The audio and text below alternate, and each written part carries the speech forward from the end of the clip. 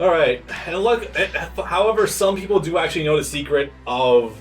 Oh, you're going for it, okay. Yep. May as well. So, funny thing about the fuck... So, we were talking about this. I think... Was it off-screen? Yeah, probably. I think it was off-screen. How this game actually does tell 5/7 of Unicorn Gundam. Yes, what an odd fraction. And if they managed to hold off on just a little bit longer or add the rest of the DLC, they could have easily told the full story of this game. If they had only held out for another year. Yeah. But nope. Oh god, we got to see it. Oh, okay. This office is a little more over-decorated than I prefer. Trying to show humility in your main villain. But this is what they set me up with. Because the Zeons love me. So they're trying... Dear Rat Boy. This is horrid. So, full frontal. Yeah. You know what it is? What? It's It's also like the fucking pointed up collar on the inside of his collar. I get that they're trying to make him look like aristocrat, like you said, 1700s French, but that's not the achieved effect. No. What I get from this is the Missouri, Alabama, Louisiana French characters from Turn A Gundam. The Hillbilly Hick Louisiana French characters from Turn A Gundam is what I get. And that sounds every bit as terrible as you think it does. What this strikes me as is a French commander trying to be a French commander. French-Canadian. Oh god. Of a French commander who's doing a parody of a French commander. Yeah. It's not even... Okay, there's so many things that are just going wrong with the design in general. Between the immensely poofy hair, combined with the French military uniform, both at the same time just kind of destroy the whole look. As well as the cuffs and the shoulders and the collar. The red, black, and yellow do look good. Do you need that many of the wings? You don't need the inside collar plus the poof. It just... Also, yeah, why are you doing the upturned collar if you were just gonna have a regular-ass collar anyway? The uniform works on Angelo. Yeah. It works perfectly because he's wearing subdued colors. The blue fits and complements the white. It doesn't clash with it like the red does. I think the red and the yellow do give like a regal kind of vibe, but I think it's just... It might be either it's too saturated or like there's nothing else to really like bring your vision away from the general look of it. You could salvage maybe a bit of it if you just had... Not even if you just cut off the hair or put it in a ponytail, if you just brushed it off his shoulders so it's all resting on his back instead of being all right up in front there, combined with, oh my god, the mutton chops. Oh god, I forgot that. And I wish I forgot it. And his mask is fucking hideous. It's trying so hard and failing so bad to be Char's mask from the one-year war because his helmet and his mask were two separate items. Yeah, they were. If... Delete the white collar. And maybe you're onto something, but no. Anyway, so this whole excursion is that Neo Zeon was essentially trying to sort of like mosey up to Banana because he is the only one who can pilot a unicorn. The express reason is that the unicorn's biometric readings are specifically tailored to activating for him. Yes. Because apparently the unicorn is so advanced that no one else can hack it, well at least not easily. Okay. Yeah, that's a plot point that appears in multiple mediums, yeah. And at some point, Full Frontal had the idea to plant like a tracking beacon inside of the unicorn to keep track of all the readings for themselves when they Because we can steal real technology. We can steal technology that exists in the real world. Like in 2008 or 2009, you can buy a laptop that has a fingerprint sensor. If it doesn't see that exact fingerprint, it won't unlock. Or the fingerprint sensor on your phone. Which is funny, because they can still hack the unicorn to actually force it open to get Banana out of it if he's unconscious. But okay. And then Marida takes Banana to church. By the by, Marida is voiced by Tia Ballard in English. Tara Platt. It's Tara Platt, right? Sorry about that. Tia Ballard was someone else, I'm pretty sure. But, yeah, fucking Edelgard from Fire Emblem Three Houses. and Tamari, and so on and so forth. Neat. I like that. Okay. This scene is weird. Marida is near Guts level of suffering. Pretty close to it. If you want to get into the full story, I might argue worse. When you count Donovan into Guts' story, it's not as bad, but it's still pretty bad. That depends on how much you think he cares about every individual person lost during the eclipse versus the 2 or 3 he actually talks to on a regular basis. Bro, Guts was raped when he was a kid. So was she. That's why I said near levels of suffering, although she was probably done so multiple times. About 1,000 times, she literally had her uterus removed so that they could keep violating her literally all the time without having to ever worry about the consequences. Welcome to the Suffering Olympics, ladies and gentlemen. I don't mean to make a contest out of that, it's just... This is the material they give us. Yep. And they don't shy away from it. Sometimes Gundam does go into actual dark places. And not just fate, and not just horrors of war. Yeah. Okay, I guess from that I should probably actually explain things. So, Marida is actually play 12. Play, right? Pull. I keep getting that wrong because of the English translation. Anyway. Which is funny because you heard them explicitly say pull 12 in that dub. I keep forgetting. Sorry. It's been a... whatever.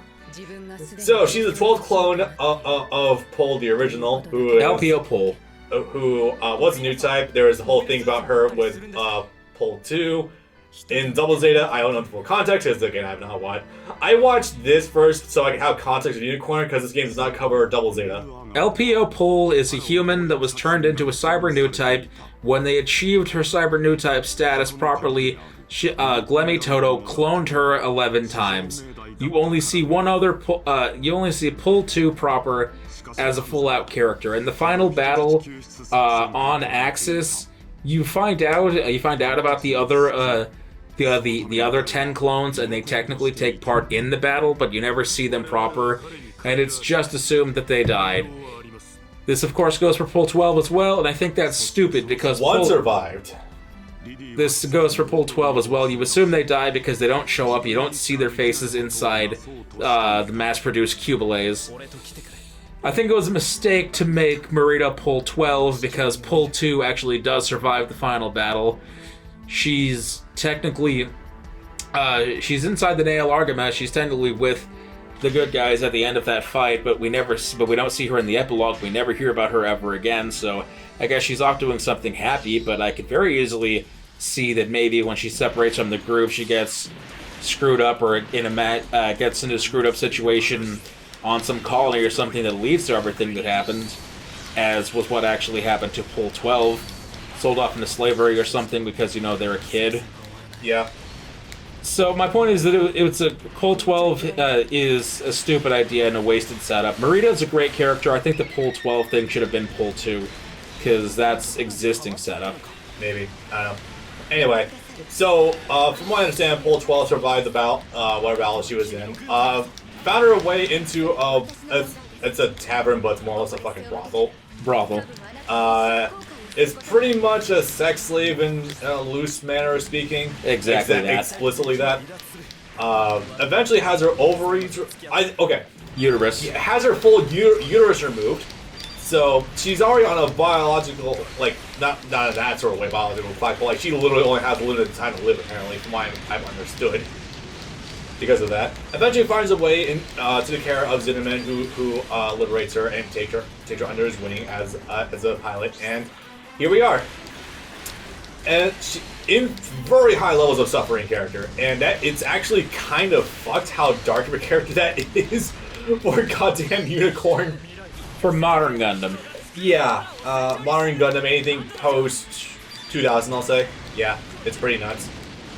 They try something similar with body experimentation and dissection of live dissections of children in narrative, but I don't think it achieves the same effect. Obviously, a lot of these same horrors are tiptoed around with it in regards to the Titans. The thing about the Titans, though, is that you never see the process or know what the process is of actually turning someone into a cyber Newtype, aside from dismemberment, physical experimentation going on. But you never see the process itself, so it kind of comes across as like, yeah, some terrible shit happens to them, but you don't know exactly what it is. You do, like Brandon said, you do get a glimpse of it with narrative, because one of the 3 characters that witnessed the colony drop on Australia, then gets taken into Earth Federation, and the next time you see her, well, at least from the back, she's covered in fucking scars. I think she's also shaved. Yes, but it's more than that, though. Like, you see them actually dissecting other live children, failed experiments that couldn't become cyber Newtypes, to see the effects on their bodies and their organs and whatnot. I really gotta rewatch narrative, because now I watch Unicorn, so I can experience more stuff for myself. It does. Narrative is weird in that it does a lot of interesting things in the background, but everything going on in the foreground is stupid, and I hate it. Go figure. Because the thing is, those are Titan experiments. They were, the thing with dismembering and dissecting these live children that were failed Newtypes, that was all done by the Titans, go figure. Go figure. And you see things, like in the background, you see things, like you hear, like while these experiments are going on, and you see things like them, like those kids in narrative making their escape, you hear characters in the background talking about the Zeta Gundam. How about that? Yeah, I really am due to rewatch narrative then. Fuck. Okay. There's another thing also, maybe, Mobile Suit Gundam Twilight Axis, which is a series of shorts that I think last a total of 30 minutes, that also takes place right after Unicorn. Huh, alright. That could be maybe worthwhile, I guess. But yeah, that's the long and short of it, of Marida's backstory. You get actualized adult form of original Pole. All of the dark shit abnormally dark shit for a Gundam. Normally it doesn't go into the territory that fucked up, but no, never. Here it is. Not even during UC proper. The only other time I could think of that gets even remotely that dark is fucking IBO. When the shit that the forgot his name, blonde guy, not Char.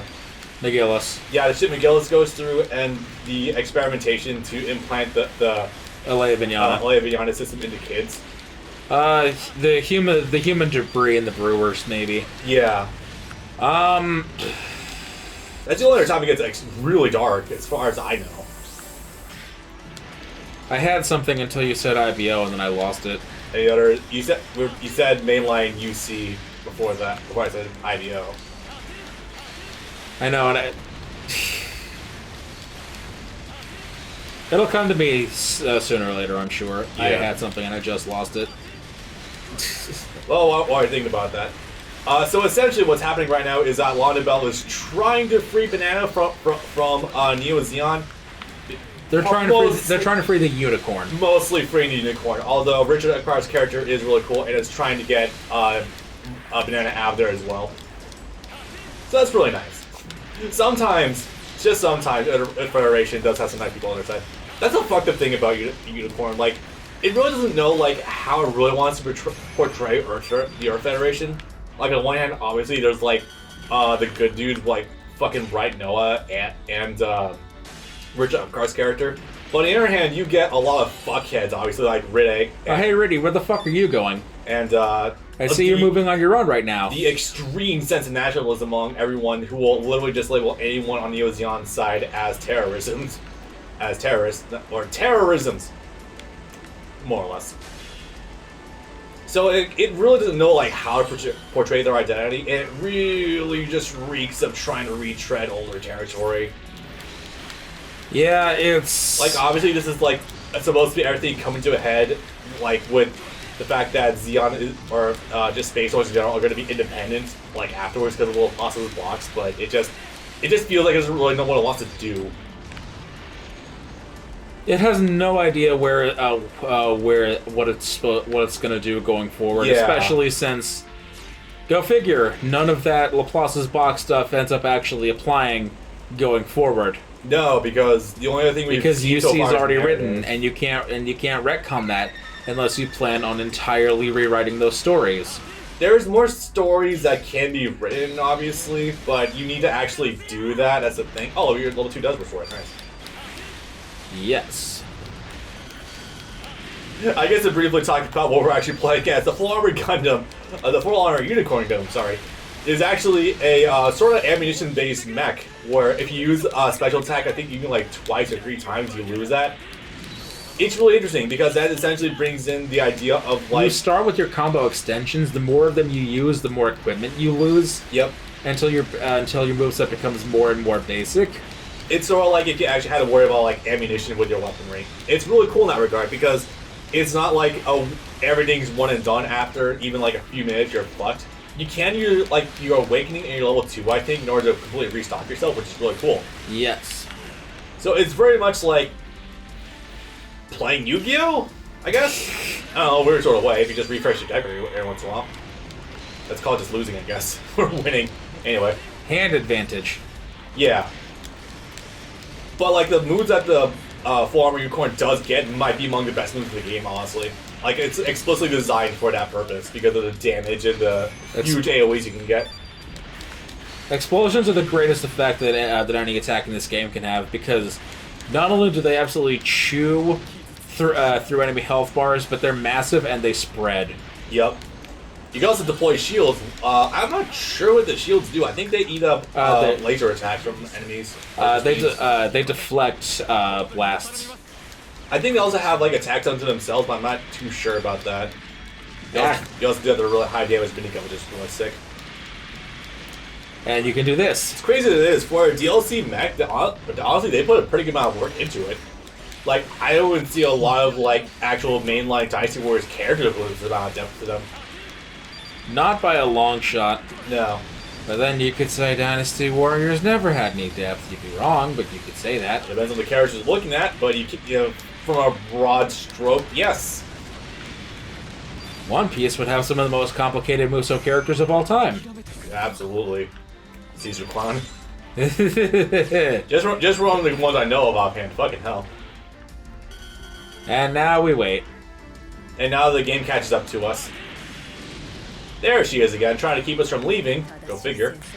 This time we'll win because and this time she's gonna get fucked even more. So even at this, adding to her strain of bad luck. Even at this point in time, oh god, you're right. This is the exact image for her being brought in by Alberta. Oh fuck.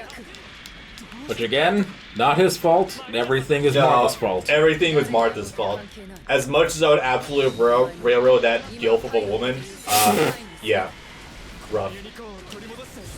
We still okay. I'm sorry, it's rare that Japan actually models like actually attractive older women, or they bother to model older women. Are we sure this series has anything to do with Bamco? If they're willing to have a woman over 25? You know what? No. Credit to Tomino. Even as far back as 79 with fucking Cecilia, where she's got the cheekbones and everything, so you know she's a little up there in age. They have the balls to show older women. That's really good. Sometimes. And even at this point in time, already, okay. Banana's growth as a character, as a pilot, is actually fairly organic, kind of. How he starts off as a great ace pilot, I have no fucking clue. But at this point in time, he's getting better with in his blood. Clearly. At this point in time, he's getting better with his new type power, such that he can actually suppress the NTD system to a fair degree. You know, I just realized something both tragically and hilariously ironic. What was that? About Marida.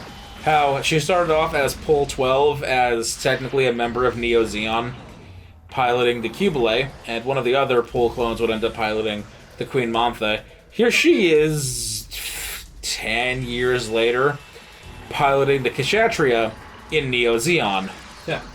The evolution of the Queen Mantha. Life is cyclical. It truly is. Huh. She ended up exactly where she started. Indeed. And she died where she started.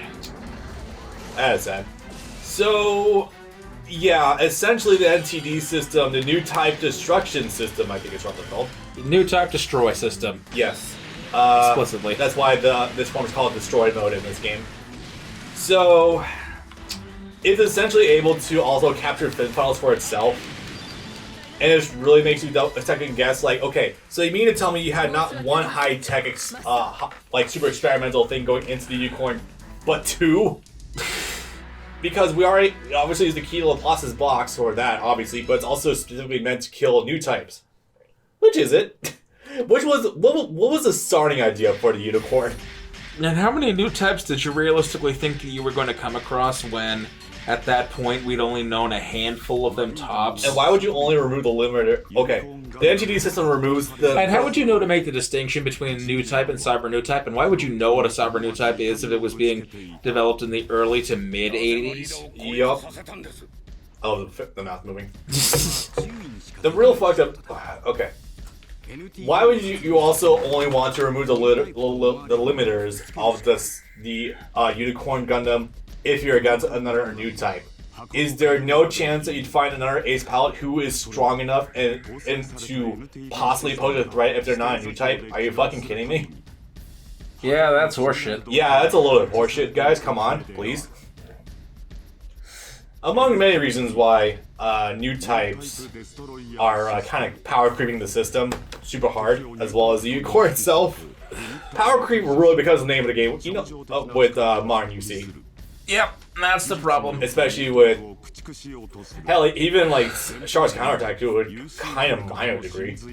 Also, the problem with modern modern Gundam, modern Universal Century Gundam, is that they give you a message of war is bad, but they also make war look cooler and more fun than it's ever looked before. Yeah, we had this conversation last time with the distinct dichotomy of trying to portray war as evil and bad, but also trying to market yourself. Oops. Like, if you made the machines uglier and more demonic looking, then you could probably get away with that and still maintain that marketability. That's kind of what the Zaku's were for. Yeah, that's what the Zaku's were meant to be. Like, they're gruff and rough looking. Now they're getting super fucking sleek and bigger in set design. Oh boy. I think that you just sacrificed Marida. Oopsie, guys. I think you can actually see that in something as simple as the base Unicorn being white, sleek, simple, and basic. It's just a tool. Yep. To being the radioactive gamer Gundam. Yeah. That it turns out that it becomes by the end of the series. Not wrong, yeah. Also, at some point, the writers have lost the plot. So if you guys want a sense of how much Unicorn kind of power creeps the game, you remember what happened literally in the last arc we were in, with the end, with Axis literally being instant transmission away from Earth's orbit. Oh yeah. Right, this happens twice. Yes. Well, I love seeing Marida naked. Anyway. Yeah, I'm gonna get to that now because we're not gonna get a chance later. Why is it that when she appears space naked later, one of the people she appears space naked in front of is her father? Did no one think that through? Oops. Anyway. Even adopted father is still weird. Yeah, no. Yeah. Also already have... So you know your power... Okay. To go with my power creeping thing from earlier, you know you're already getting there when in the first 5 episodes you're already force projecting to talk with people. Which is something that took Amuro until the end of 79 to reach. Think about that. Judo got there halfway through Double Zeta. Camille took until the end game. Then again, the catalyst for Judo summoning a new type ghost was his sister. We're at the 4th one already.